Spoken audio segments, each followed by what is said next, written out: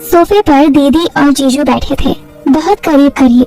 दीदी का सिर जीजू के कंधे पर टिका था और जीजू का हाथ दीदी की कमर पर लिपटा हुआ।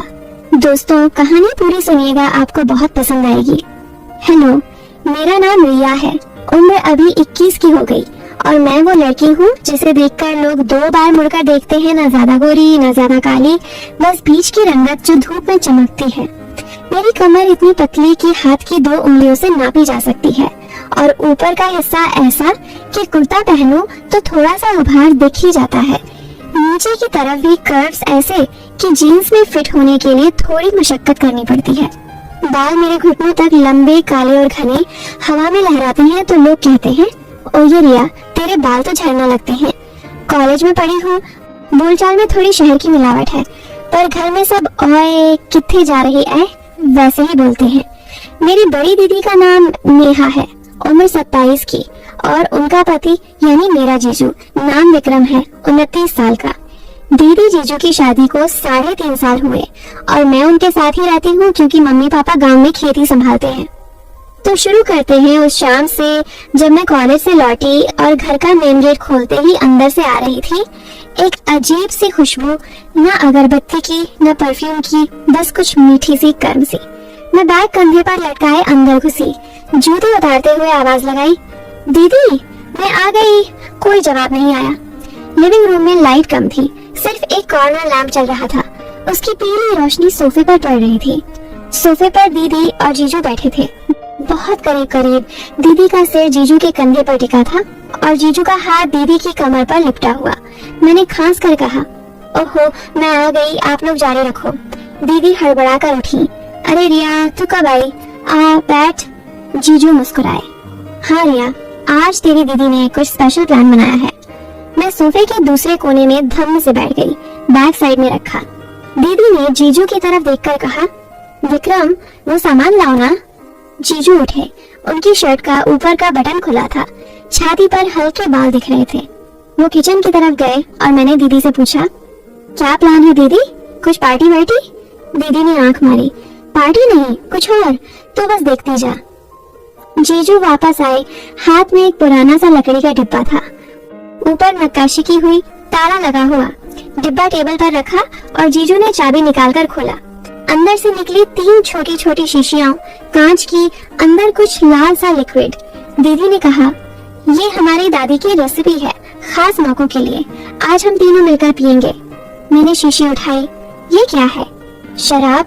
जीजू हंसे, नहीं रिया शराब नहीं, ये एक तरह का हर्बल ड्रिंक है, बॉडी को रिलैक्स करता है, दिमाग को खोलता है।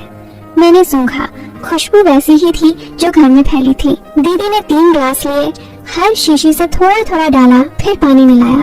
ग्लास मेरे हाथ में थमाते हुए बोली, धीरे धीरे पीना, जल्दबाजी मत करना। हम तीनों ग्लास उठाए। जीजू ने कहा, चीयर्स हमारे रिश्ते के नाम। ग्लास टकराए, मैंने पहला घूंट लिया, स्वाद मीठा, फिर हल्का कड़वा, फिर गले में गर्माहट। बातें शुरू हुई। दीदी ने कहा, रिया तुझे पता है जब मैं तेरी उम्र की थी मैं भी तेरी तरह कॉलेज में धमाल मचाती थी। मैं हंसी, दीदी तुम तो आज भी मचाती हो। जीजू ने मेरी तरफ देखकर कहा, हाँ नेहा तो आज भी मेरे साथ धमाल मचाती है। दीदी ने जीजू की जांघ पर हल्के से थप्पड़ मारा, चुप करो, रिया के सामने क्या बोल रहे हो। मैंने ड्रिंक का दूसरा घूंट लिया, बॉडी में हल्की सी गर्मी फैल रही थी। जीजू ने कहा, रिया तूने कभी किसी लड़के को दिल दिया? मैं शर्मा गई। जीजू ये क्या सवाल है? दीदी ने हंसकर कहा, बता ना, हम तो अपने हैं। मैंने ग्लास घुमाते हुए कहा, दिया तो नहीं पर 2-4 ने कोशिश की। जीजू ने आंखें तरेरी, कौन थे वो, नाम बता मैं देख लूंगा। दीदी हंसी, अरे विक्रम रियाज खान बन रहा है। हम तीनों हंस पड़े। ड्रिंक खत्म होने को थी और लाइट्स और कम कर दी गई थी। दीदी ने कहा, अब असली खेल शुरू होता है। जीजू ने डिब्बे से एक पुराना सा कार्ड्स का पैक निकाला, मगर वो आम ताश नहीं थे। हर कार्ड पर कोई सवाल लिखा था या कोई टास्क। दीदी ने समझाया, ये हमारा सीक्रेट गेम है, शादी के बाद हम खेलते हैं, आज तू भी खेल। मैंने पूछा, कैसा गेम? जीजू ने कहा, हर कार्ड उठाओ, जो लिखा है वो करना पड़ेगा या सच्चा जवाब देना पड़ेगा, जो मना करे उसे पनिशमेंट। मैंने हामी भरी, दिल में थोड़ी सी घबराहट, थोड़ी सी उत्तेजना। पहला कार्ड दीदी ने उठाया। अपने पार्टनर को वो बात बताओ जो तुमने कभी किसी को नहीं बताई। दीदी ने जीजू की आंखों में देखा, फिर धीरे से कहा, मुझे डर लगता है कि कहीं तुम मुझे छोड़ ना दे। जीजू ने दीदी को गले लगाया। पागल, मैं कहीं नहीं जाऊंगा। मेरी बारी, मेरा कार्ड था। अपने सबसे बड़े सीक्रेट का इशारा करो, पूरा मत बताओ। मैंने सोचा, फिर जीजू और दीदी को देखकर कहा, मुझे लगता है कि मैं किसी अपने को बहुत चाहती हूँ मगर बोल नहीं पाती। दीदी ने भौहें चढ़ाई। किसको? मैंने मुस्कुराकर कहा, इशारा ही तो करना है। जीजू की नजर मुझ पर टिकी रही थोड़ी देर तक। गेम आगे बढ़ा। जीजू का कार्ड, अपने पार्टनर के शरीर का वो हिस्सा छुओ जो तुम्हें सबसे पसंद है। दीदी हंस पड़ी। जीजू ने दीदी की कमर पर हाथ फेरा। ये वाली। दीदी ने मुझे देखकर कहा, रिया तू शर्मा मत। मेरा अगला कार्ड, अपने बगल वाले व्यक्ति को कुछ ऐसा कहो जो उसे सरप्राइज कर दे। मैंने जीजू की तरफ देखा, दिल धड़क रहा था। फिर धीरे से कहा, जीजू मुझे लगता है आप बहुत हॉट लगते हो जब गुस्सा करते हो।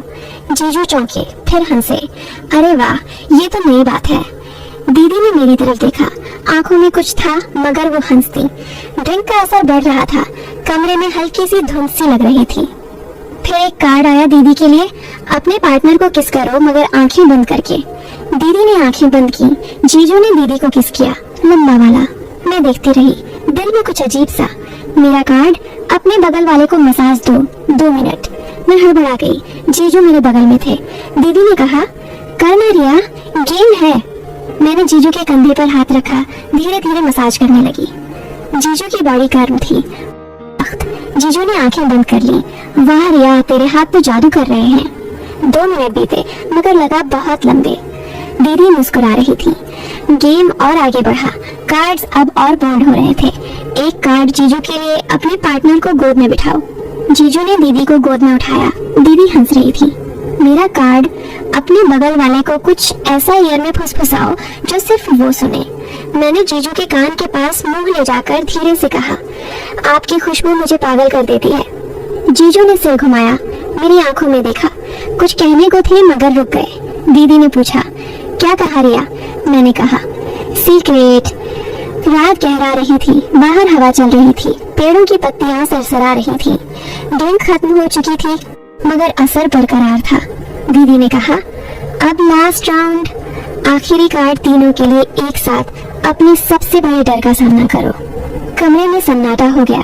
दीदी ने पहले बोला, मुझे डर है कि कहीं हमारा रिश्ता कमजोर ना पड़ जाए। जीजू ने कहा, मुझे डर है कि मैं तुम दोनों को खुश न रख पाऊं। मैं चुप रही, फिर धीरे से कहा, मुझे डर है कि मैं जो चाहती हूँ वो गलत है। दीदी ने मेरी तरफ देखा, क्या चाहती है रिया? मैंने सिर झुका लिया। जीजू ने कहा, बता दे, हम है ना?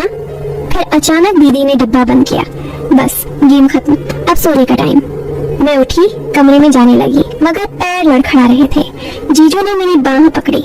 रिया संभल, उनका स्पर्श गर्म था। दीदी पीछे से आई। रिया तू हमारे साथ सोएगी, पुराना रूम ठंडा है। मैंने हामी भरी। हम तीनों मास्टर बेडरूम में गए। बड़ा सा बेड, दीदी बीच में, मैं एक तरफ, जीजू दूसरी तरफ। लाइट बंद हुई, अंधेरा छा गया। दीदी की सांसें सुनाई दे रही थी, जीजू की भी। मैं बीच में लेटी रही, दिल धड़क रहा था। रात भर नींद नहीं आई। कभी दीदी करवट बदलती, उनका हाथ मेरी कमर पर आ जाता, कभी जीजू की टांग मेरी टांग से टकरा जाती। सुबह की पहली किरण खिड़की से आई। मैं उठी तो दीदी और जीजू अब भी सो रहे थे। दीदी का सिर जीजू की छाती पर। मैं चुपके से उठी, किचन में गई, चाय बनाई। जब वापस आई, दोनों उठ चुके थे। दीदी ने कहा, रिया कल रात बहुत मजा आया। जीजू ने मुस्कुराकर कहा, हाँ, और आज नया दिन है। मैंने चाय दी और सोचा ये खेल अभी खत्म नहीं हुआ। उस दिन के बाद घर का माहौल बदल गया। दीदी और जीजू पहले से ज्यादा करीब लगते और मैं भी उनके बीच कहीं खिसक आई थी। हर शाम कुछ नया होता, कभी पुरानी फिल्में देखते, कभी कोई नया गेम। एक शाम दीदी ने कहा, रिया चल हम तीनों मिलकर खाना बनाते हैं। किचन में हम तीनों घुसे। जीजू ने एप्रन पहना। दीदी ने मुझे सिखाया कैसे पनीर की सब्जी बनती है। मैं आटा गूंथ रही थी, जीजू मेरे पीछे खड़े थे। रिया हाथ ऐसे घुमाओ। उनका हाथ मेरे हाथ पर आ गया, आटा लग गया। दीदी हंस रही थी। विक्रम, तू तो रिया को सिखा रहा है या खुद सीख रहा है? हम हंसे। खाना बनाते बनाते रात हो गई। डाइनिंग टेबल पर हम तीनों बैठे। दीदी ने जीजू को खिलाया, जीजू ने मुझे, मैंने दीदी को। धीरे धीरे दिन बीतते गए और हमारा बॉन्ड मजबूत होता गया। एक दिन दीदी को ऑफिस का टूर जाना पड़ा, 3 दिन के लिए। दीदी ने मुझसे कहा, रिया, विक्रम का ख्याल रखना। मैंने हाँ कहा। दीदी गई। घर में सिर्फ मैं और जीजू। पहली शाम अजीब लगी। डिनर किया, फिर जीजू ने कहा, रिया चल बालकनी में बैठते हैं। हम बालकनी में गए। ठंडी हवा चल रही थी। जीजू ने बियर निकाली। पिएगी? मैंने मना किया, मगर वो खुद पीने लगे। बातें होने लगी कॉलेज की, उनकी जॉब की, मेरे सपनों की। जीजू ने कहा, रिया तू बहुत स्पेशल है। मैंने पूछा, कैसे? वो चुप रहे, फिर बोले, जैसे तू है वैसे ही।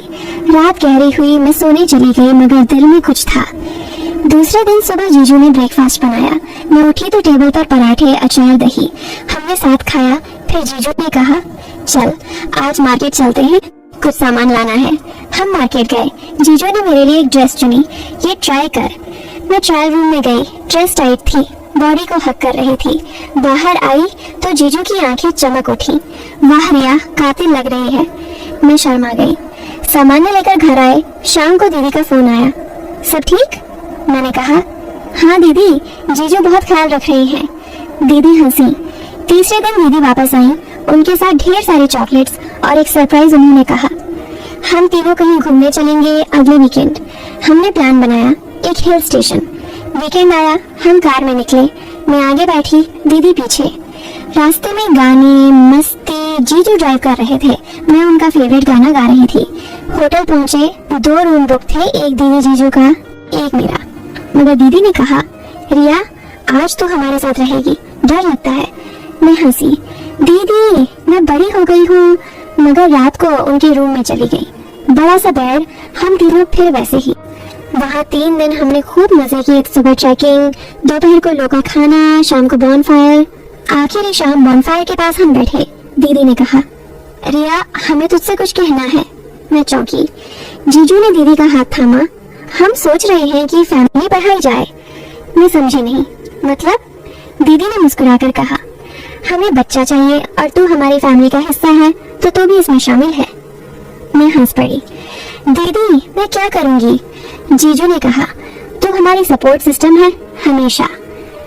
वापस घर आए और जिंदगी फिर पटरी पर। मगर अब कुछ अलग था। दीदी प्रेग्नेंट हो गई। 9 महीने बाद एक प्यारी सी बेटी हुई। नाम रखा मिष्टी। मैं मासी बन गई। दीदी जीजू अब और करीब और मैं उनके बीच की कड़ी। कभी कभी पुराना डिब्बा खुलता, मगर अब कार्ड्स अलग थे। मिष्टी के लिए लोरी, मिष्टी के लिए कहानियाँ। आज जब मैं पीछे मुड़कर देखती हूँ तो समझ आता है वो सस्पेंस, वो गर्मी, वो स्पर्श, सब कुछ था एक मजबूत रिश्ते की नींव रखने के लिए। थोड़ी सी मसाला, थोड़ा सा प्यार और ढेर सारा भरोसा। और हाँ, वो ड्रिंक की रेसिपी अब मिष्टी के लिए दूध में मिलती है बिना हर्ब्स के।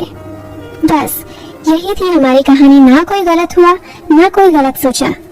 बस 3 लोग, एक घर और ढेर सारा प्यार।